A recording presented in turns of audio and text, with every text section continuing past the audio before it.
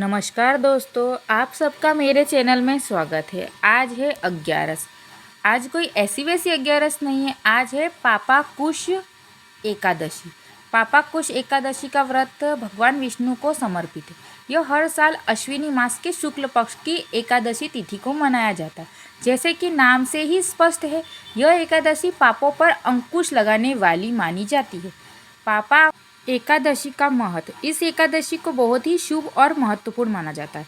धार्मिक मान्यताओं के अनुसार पापों का नाश, यह व्रत जानने वाले अनजाने में किए गए पापों का नाश करता है और व्यक्ति को पापों से बंधन से मुक्ति दिलाने का काम करता है। दूसरा, मोक्ष की प्राप्ति। श्रद्धा और भक्ति के साथ व्रत करने वालों को मोक्ष और वैकुंठ लोक धाम की प्राप्ति होती। तीसरा है पुण्य लाभ। कहा जाता है कि इस व्रत का पुण्य सैकड़ों अश्वमेधा यज्ञों के समान होता है। चौथा है सुख समृद्धि। इस दिन भगवान विष्णु की पूजा करने से घर में सुख, शांति और समृद्धि आती है। पांचवा है दान का महत्व। इस दिन दान पुण्य करने का भी विशेष महत्व है। इससे व्रत का फल अधिक बढ़ जाता है। एकादशी की तिथि और प्राणायाम का समय कुछ इस प्रकार है। एकादशी के दिन, व्रत के दिन क्या करना चाहिए और क्या न करें। भगवान विष्णु की पूजा करें और उन्हें पीले वस्त्र, पीले फूल और पीली मिठाई अर्पित करें। चावल का सेवन न करें, यह पाप माना जाता है। दूसरा है तुलसी दल। अवश्य चढ़ाया जाता है, लेकिन ध्यान रहे तुलसी के पत्ते दशमी की शाम को तोड़ लेने लिए जाते हैं। एकादशी के दिन तुलसी नहीं तोड़ी जाती। प्याज, लहसुन, मांस, मदिरा, अंडा का सेवन न करें। दिन भर फलाहार करें या निर्जला व्रत रखें। फल, दूध, साबूदाना, आलू का सेंधा नमक का सेवन कर सकते। झूठ बोलना, क्रोध करना, निंदा करना और किसी की अनैतिक कार्यों से बचें।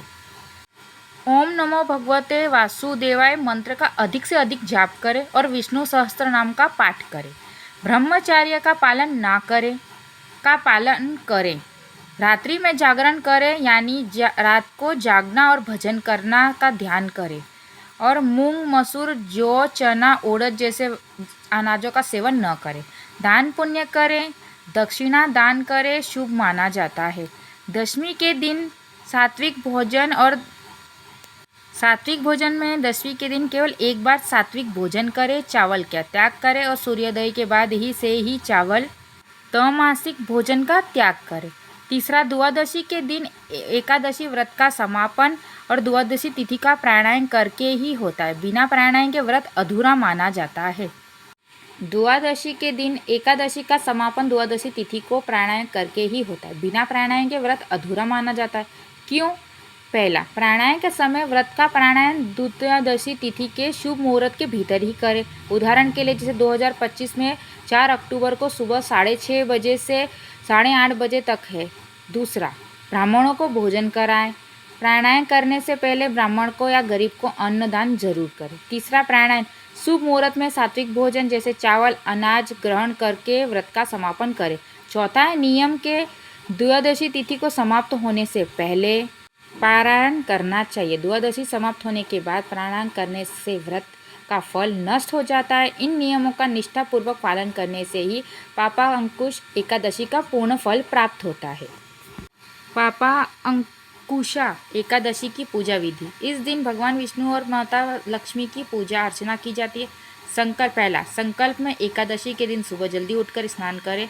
पीले वस्त्र धारण कर हाथ में जल लेकर व्रत का संकल्प लें। दूसरा, पूजा। भगवान विष्णु की प्रतिमा स्थापित करें। रोली, अक्षत, पीले फूल, धूप, दीप, फल, मिठाई अर्पित करें। तीसरा, कथा श्रवण।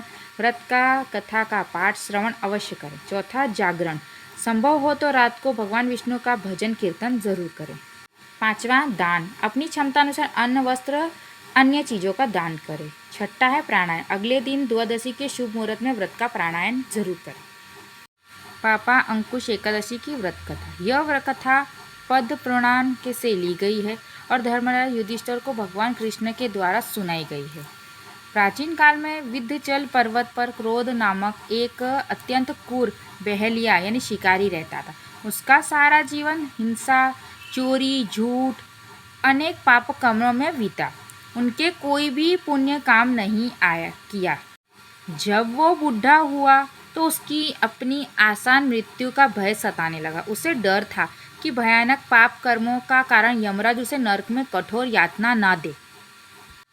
अपनी मृत्यु को निकट देख वो डर के मारे अंगिरा ऋषि के आश्रम पहुंचा। वहां उसने ऋषि के चरणों में गिरकर प्रार्थना की, अपने पापों को स्वीकार करते हुए मुक्ति का उपाय पूछा। क्रोधन की करुणा पुकार सुन महिष ने अंगिराज ने उसको पर दया आ गई और उसने उसे कहा कि हे बहेलिया, यदि तुम अश्विनी मास के शुक्ल पक्ष की पापांकुश एकादशी का व्रत विधि विधान से करोगे तो जो तुम्हारे सारे पाप नष्ट हो जाएंगे और तुम्हें यमराज की यातना से मुक्ति मिल जाएगी। यह पापा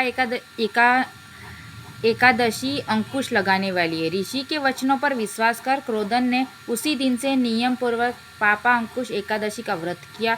उसने भगवान को पदनाम श्रद्धापूर्वक पूजा अर्चना की, कथा सुनी और अपनी शक्ति के अनुसार दान पुण्य भी किया।